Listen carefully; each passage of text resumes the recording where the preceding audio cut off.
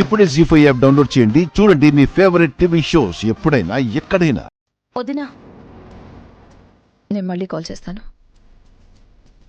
చెప్పండి. ఇందాక సురేష్ అన్నయ్య వచ్చారు వదినా.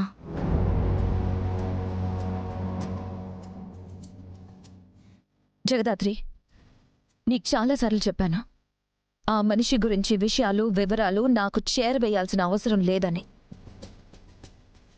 అది కాదు వదినా, నేను చెప్పేది ఒకసారి వినండి. విని బాధపడుతూ కూర్చోమంటావా? ఆయన రెండో పెళ్లి చేసుకొని నన్ను సాధించాలని చూసే మనిషితో నాకే సంబంధం లేదు. అక్క, బావ ఎందుకొచ్చాడో తెలిస్తే నువ్వు ఇలా మాట్లాడవు. ఎంగేజ్మెంట్ డేట్ ఫిక్స్ అయిందని చెప్పడానికి వచ్చాడా? లేదా అతనికి దివ్యాంక మీద ప్రేమ ఎంతుందో చెప్పడానికి వచ్చాడా? మీ మీద నమ్మకంతో వచ్చాడు వదినా. మీరు మాత్రమే నిజాన్ని నిర్భయంగా చెప్పగలరన్న ఆశతో వచ్చాడు. తన సంపాదించిన నిజాన్ని, ఒక దుర్మార్గుడి అన్యాయాలని ప్రజల వరకు చేరవేయాలంటే మీరు తప్ప వేరే దారి లేదని మీ సహాయం కోరొచ్చాడు.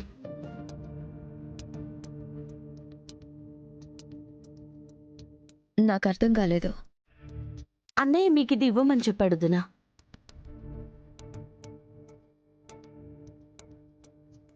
ఏముంది అందులో? మినిస్టర్ అక్రమాలకి సంబంధించిన ప్రూఫ్స్ వదినా. మినిస్టర్ హవాలా డబ్బు మొత్తం దాచిన ప్లేస్, దానికి సంబంధించిన ప్రూఫ్స్ అన్నీ అన్నయ్య సంపాదించారు వదినా. ఏంటి?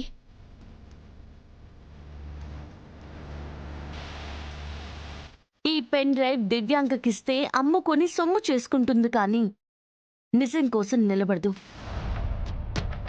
అదే కౌశికికిస్తే ప్రాణం పోతుందన్నా తను ఈ న్యూస్ నమ్ముకోదని మీకివ్వమని చెప్పాడు. చూసావా అక్క, బావకి నువ్వంటే ఎంత గౌరవమో, ఎంత నమ్మకమో. ప్రేమ లేకపోతే ప్రాణాలకి తెగించి సంపాదించిన సాక్ష్యాలని నీకెందుకిస్తాడు చెప్పు? నిజంగా దివ్యాంకని కాదని నన్ను నమ్మాడా? అవును వదినా, దివ్యాంక ఏం మాయ చేసిందో కానీ అన్నయ్య ఆమెతో పెళ్లి కొప్పుకున్నాడు. కానీ అన్నయ్య మనసు నిండా మీరే ఉన్నారు వదినా. ప్రేమ లేదు, నా మీద నమ్మకం అంతకన్నా కాదు. ఆ దివ్యాంక మీద నమ్మకం లేక నా దగ్గరికి తీసుకొచ్చాడంతే. ఇందులో ఎలా అయినా నిజం బయట పెట్టాలన్న ఆశ తప్ప నా మీద అతనికి ప్రేమ నాకెక్కడా కనిపించలేదు. మనసులు విరిచేసే వాళ్ళకి మనసుంటుందని నమ్మి నేను ఇంకోసారి తప్పు చేయలేను. లేదు దినా, అన్నయ్య ప్రేమలో నిజాయితీ ఉంది. అన్నయ్య ప్రేమని మీరు నమ్మండి. ఆ మనిషిని నమ్మి ప్రేమించినందుకు మర్చిపోలేని జ్ఞాపకాల్ని, మోయలేని బరువుని ఇచ్చాడు. ఆ బాధ గురించి నీకు చెప్పినా అర్థం కాదు జగదాత్రి. ఈ న్యూస్ అసలు తీసుకోకూడదనుకున్నాను, కానీ నాకన్నా, నా కోపం కన్నా నిజం గొప్పదని నమ్ముతున్నాను. అందుకే ఈ నిజాన్ని ప్రజల ముందు పెడతాను. ఆ మినిస్టర్ చేసిన అక్రమాల గురించి అందరికీ తెలిసేలా చేస్తాను.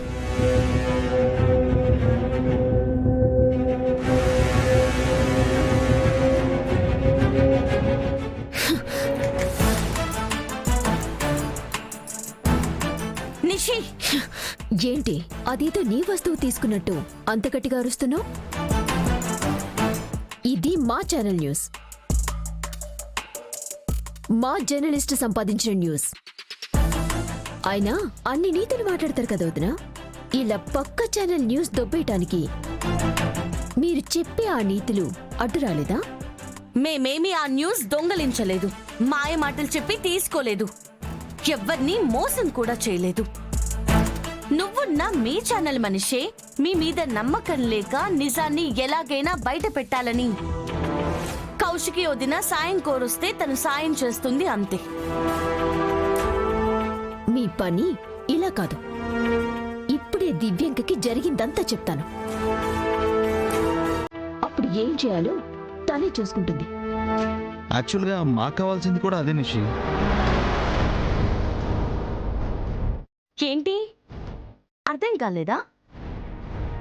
ఇప్పుడు నువ్వు వెళ్ళి ఆ దివ్యాంకకి సురేష్ అన్నయ్య న్యూస్ మన ఛానల్కి కాకుండా కౌశికి వదిన ఛానల్కి ఇచ్చాడు అని చెప్పగానే దివ్యాంక కోపంలో సురేష్ అన్నయ్యని ఉద్యోగంలో నుంచి తీసేస్తుంది. అప్పుడు సురేష్ అన్నయ్య వదిన కలిసిపోతారు. ఒక జంటని కలిపిన పుణ్యం నీకే నిషి. వెళ్ళు వెళ్ళు నిషి.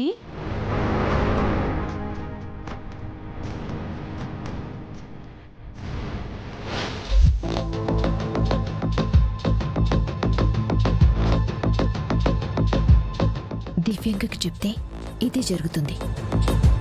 సురేష్ అన్నయ్య విషయం తీసేసి మిగతావన్నీ దివ్యాంకకి చెప్పాలి.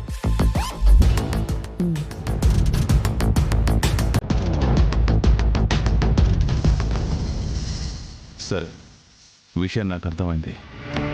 ఇప్పుడు ఆ పెన్ డ్రైవ్ ఎక్కడుంది? కౌశికి దగ్గర. నేను చూసుకుంటాను గిరీష్ రెడ్డి గారు. మీరు చిల్ అవుతూ నా రుణం ఏమిచ్చి తీర్చుకుంటారో అది ఆలోచించుకోండి. ఆ పెన్ డ్రైవ్ మీ చేతికి వస్తుంది. ఓకే.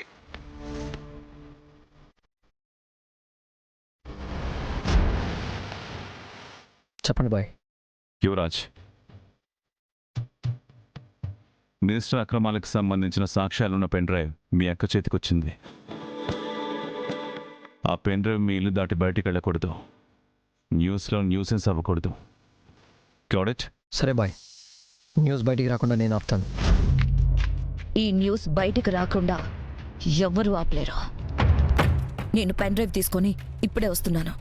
మీరు వెంటనే మన ఛానల్ స్క్రోలింగ్స్లో వేరే స్లాట్లో ఇంకా సేపట్లో ప్రజల ముందుకు ఒక మినిస్టర్ చీకటి రాజ్యాన్ని తీసుకొస్తున్నాం అని నేమ్ చెప్పకుండా న్యూస్ స్టార్ట్ చేయండి. ఈ ఒక్క న్యూస్తో ఆ మినిస్టర్ అరాచకాలు అంతమవ్వాలి. Okay madam. వాట్? సురేష్ అన్నయ్యకి పెన్ డ్రైవ్ ఇచ్చి పంపించింది మీరా? అవును జేడి. సురేష్ మన ఇన్ఫార్మర్ అవ్వడం వల్ల ముందు ఆ పెన్ డ్రైవ్ గురించి నాకు చెప్పినప్పుడు ఇలా దివ్యాంగిని నమ్మలేను, న్యూస్ని అమ్ముకుంటుందని చెప్పాడు. అప్పుడు కౌశికి అయితే నీ న్యూస్ని నిర్భయంగా చెప్పగలదని నమ్మి అక్కడికి వచ్చాడు. సార్, ఈ న్యూస్ టెలికాస్ట్ అయ్యి ప్రజల నుంచి వ్యతిరేకత వస్తే కానీ పోలీసులు మినిస్టర్ని అరెస్ట్ చేయరు. ఆ మినిస్టర్ని ఆపకుంటే మనుషుల్ని కూడా అమ్ముకుంటూ పోతాడు. Okay sir.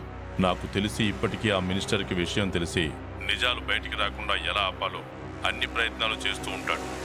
24 hours లోపు ఆ న్యూస్ బయటికి రావాలి జేడి. అది నీ బాధ్యత.